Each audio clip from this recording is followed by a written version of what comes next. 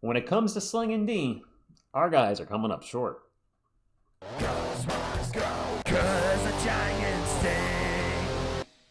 What is up, San Antonio Spurs fans? Welcome to TSR Sports. Caught an article from Air Alamo today that I wanted to share with you guys. Do we actually have the worst defense in the NBA? Well, let's get into the article and see what they have to say.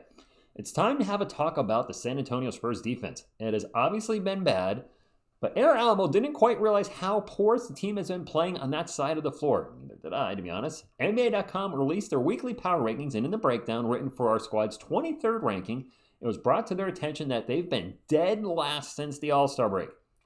That is completely unacceptable. I agree, and let's actually pull up a snippet from that article, just a tip from the article.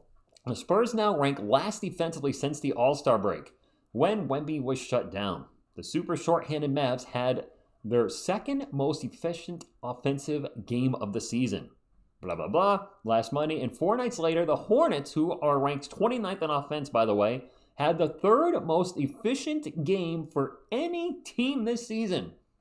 The Spurs have allowed more than 130 per 100 in 5 of their 9 March games, having done so 4 times prior. So I dug a little deeper to see where our defensive rating is since the All-Star break. It is dead last. And the good news is here, our offensive rating, 117, our offense is cooking. Great, awesome. But we're not playing any defense. We are worse than the Utah Jazz, a team that is blatantly tanking right now. Now, granted, our offense is better than Jazz, and we're winning some games, 5-10 since the All-Star break, as opposed to their 2-13, but that doesn't change the fact our defense is last. So did the Spurs have the worst defense in the NBA? Yes, since the All-Star break. Let's get back into the article. I got to scroll down a little bit. Okay. Fans know that much of playing good defense is effort. Yeah, I would agree with that. There hasn't been enough of it, and that should be embarrassing for a franchise once known for its defensive identity. Sitting right behind me is a jersey of a former Defensive Player of the Year. You can't see it, but Timmy's right to the right of that, your left, an all-defensive player. I mean, it's been a 180 with Wemby going down, which was expected, correct? San Antonio ranked 13th in defensive rating from the start of the season to the end of 2024. That's when we had Wemby, of course. By the All-Star break, we had dropped to the 19th ranked defense, and now we are sitting at 25th on the season. It's a catastrophic collapse on that side of the ball. The frustrating part is that it came just as we began playing much better on the offensive end, as you saw with the rankings. The Silver and Black are also ranked 8th in offensive rating since the All-Star break. Well, there you go. Top 10 offense, worst defense in the league. The Spurs need to show some fight and backbone to end the season, but they aren't really doing that outside of Jeremy Sohan's altercation, if you would call it that, with Los Angeles Lakers' Jared Vanderbilt. That was... whatever, moving right along. That was just... I don't want to talk about that more. Having the worst defense in the entire league over the last month means that they have had a worse defense than the Dallas Mavericks, who can only put 8 players total on the court on any given night. Some of the guys they have playing probably won't even be on an NBA roster next season, and I keep hearing rumblings they may have to forfeit games because they don't have enough players. That's where our defense is at. It's so bad that pretty much a G League roster at this point, well, not G League, but a roster of backups is out defending our guys. Yeah. Last part of the article. The fans may want the team to tank, but perception matters to players. Their money, jobs, and therefore their living situations are tied to it.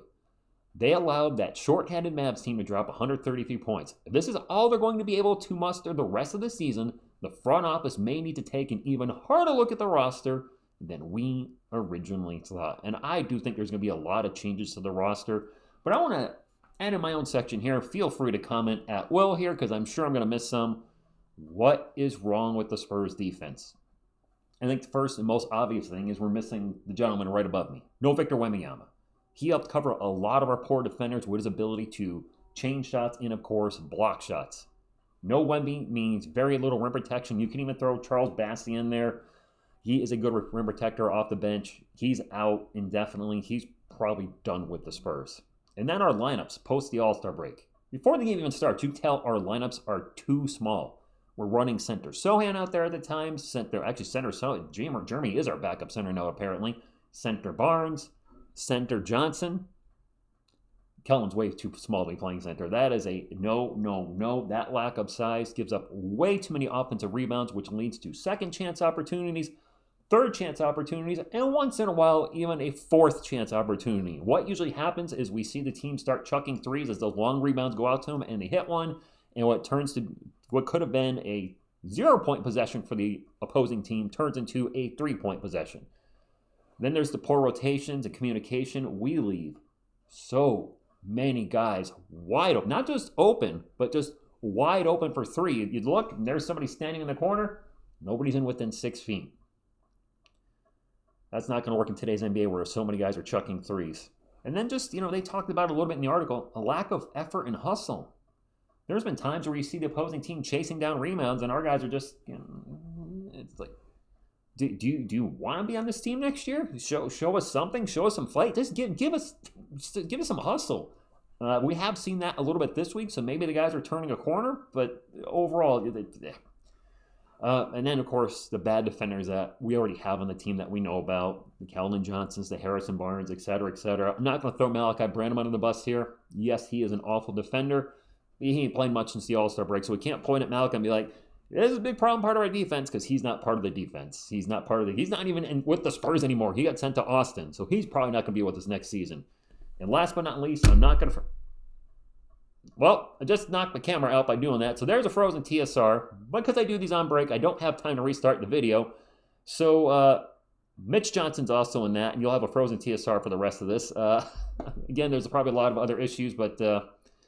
that's enough for me now because I'm frozen, and that's all I had to go over. So drop a comment down below, your thoughts, what needs to change, who needs to go, because changes need to be made. And yeah, playing defense like this without Wemby is unacceptable. We knew the defense would take a hit when he went out, but this is just, like they said, catastrophic. So see you tonight. It is the Knicks and Spurs at 8 o'clock, and I feel awkward because I'm frozen, but it is what it is. Thank you. Like, subscribe, share, all the good stuff. Thank you, as always. Go Spurs, go.